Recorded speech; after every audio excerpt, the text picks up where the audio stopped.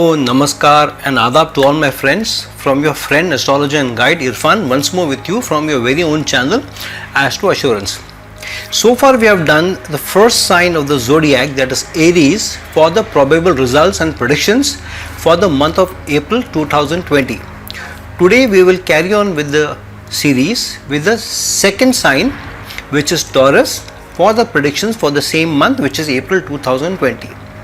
Now I've said this earlier also, and about the placements of some planets, and which are going to be next for the next two months, bring certain results. I'm talking about especially Saturn, and then also about Jupiter, which I've also said in my predictions and my results, probable results for Aries. Same thing, I'm going to let me repeat that the placements in one sign are going to be the same for all the signs. That means Saturn and Jupiter will be in Capricorn for the next 2 months. Of course, Saturn will be in Capricorn for the next 2 years and 4 months. Jupiter will be in transit in Capricorn for a couple of months and then go retrograde and then again come into Capricorn in November. But for this month, Jupiter and Saturn will be in Capricorn sign, and this is across all zodiac signs, except they will be in different houses. So some of the results pertaining to the signs Saturn and Jupiter being in Capricorn, where Jupiter is debilitated in Capricorn sign, is common across all signs. So to that extent, 60 to 70% of the results from a sign perspective will be same. However, from a house perspective they will be different.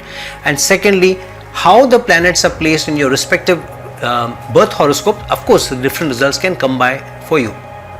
So keep this in mind, that when I'm talking about signs, Saturn being in Capricorn, Jupiter being in Capricorn, this applies across.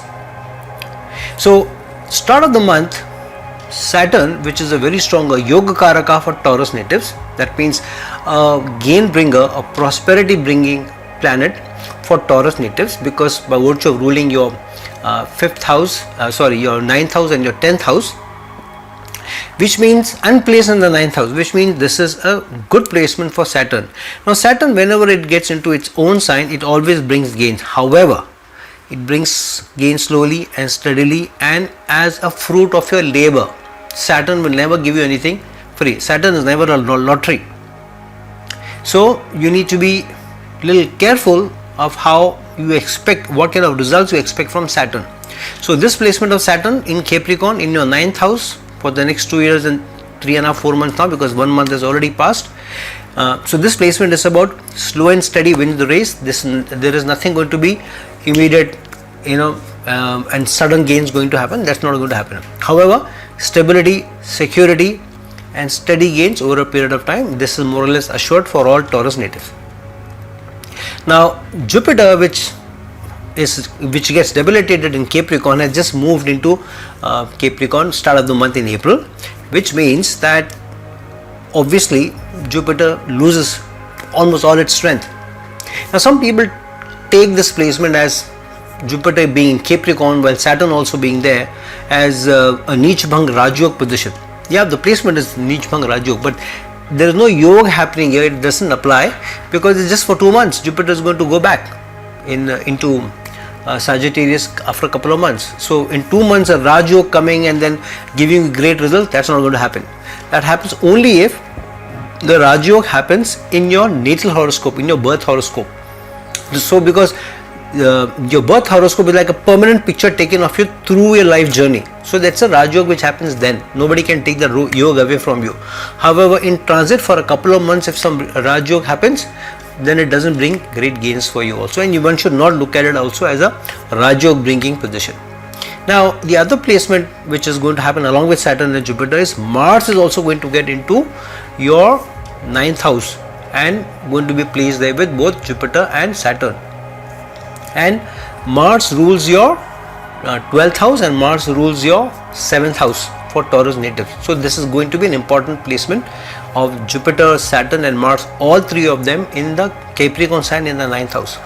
Now Jupiter rules your 8th house and Jupiter also rules your 11th house. 8th house is a house of obstacles and sudden events. 11th house is the house of aspirations. So normally if Jupiter was very strong and placed in a good placement, in a good sign, then sudden gains and coming through of aspiration would have happened. But 8th house is also obstacles, and when Jupiter gets into a negative placement, then obstacles come up rather than gains.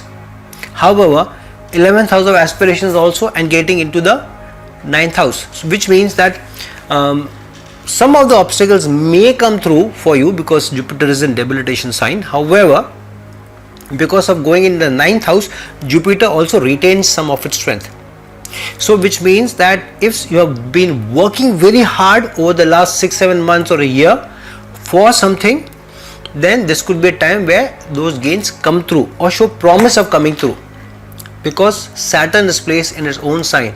So, and Saturn rewards hard work, and especially if the hard work has been done around attributes of Jupiter.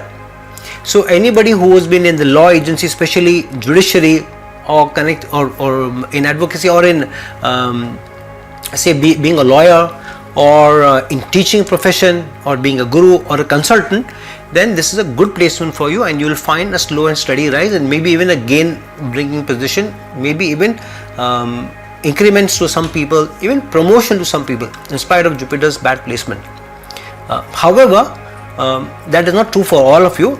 If Jupiter is strongly placed in your natal chart, then a much better placement for you with Jupiter going to the 9th house, even if it's in its debilitation sign, and with Saturn. This gets some strength because Sun, which rules your 4th house, is placed in the 11th house of aspiration. So 4th Lord Sun going into the 11th house of aspirations means that aspirations could be fulfilled in the matters of home, vehicles, purchase of material possessions. So anything that you purchase, which house, vehicle, jewelry, electronics, anything that you purchase to make your life more comfortable, more luxurious, is a good placement, and that can come about in the month of April for you. However, be careful, because later part of the month, end of the month, Sun is going to get into your 12th house. So in aspiration sign means Sun is in Pisces sign. 4th Lord is in Pisces sign at the start of the month.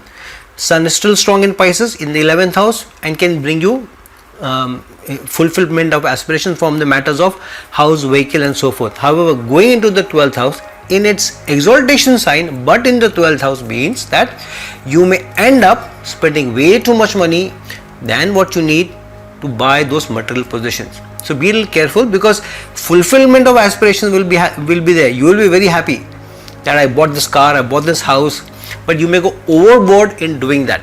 So if you are capable of doing that and you have the monies, please go and splurge and be very happy. Happiness is key to everyone. However, if that kind of money you don't have, and if you're pushing the envelope, maybe you may not be very happy at the end of the month. So your choice, your life. I'm just letting you know. Now at the end of the month, the other placement which is going to happen is that Mercury is also going to go into the 12th house, and that's why this placement is important. Mercury rules your 2nd house. 2nd house is of income and savings, going into the 12th house, waste and expenses. So you may end up spending too much money of your earnings, even break your savings to buy a house, to buy a car, whatever. That kind of thing may also result. So you need to be a little careful, because 12th house is the house of waste and excess. That means you may either waste money doing something, splurging money, or you may pay excessive where you may not need to pay. So be just a little careful when you are striking deals, whether you are really paying much more than what is required, because you don't want to feel frustrated or feel bad later on when you feel that, okay, burnt a hole in my pocket. The other thing is, because of Mars, which rules your 7th house and going into the 9th house, marriage time for some of you, especially ladies. However, be careful of being very, very sure of who you're getting married if you are planning to to bell the cat or to get hitched, because of Jupiter's placement, and Jupiter is the Karaka of husband and children for you, and not the best of times to make that decision. So either you get married few days left of March, whatever days are left, or you decide on getting married to the dude post July, especially if you plan during this time. So if you can push back a couple of months, very well and good. I think that that's a very realistic possibility also with all this virus and all thing, the fears happening. So a lot of public social events are getting cancelled anyways. So you have an excuse to tell the dude, I don't want to get married to you now, let's do it after July. You never know what may happen. You or the guy may change your mind also, though I keep the fingers crossed for you folks. So that's how the placements are going to work out. And because Mars is also a planet which is not only ruling your 7th house but also the 12th house and going in the 9th house, which means some of you may plan to go abroad or start the proceedings to go abroad. So which will be a good thing, especially marry and get abroad. So some of you may get married and go abroad with your spouses. Some of you may marry somebody who is from abroad, and that kind of equation is also happening for some of you, and you will do well if you get married to somebody who was placed abroad or who goes abroad with you, because that person can get you big gains, good gains.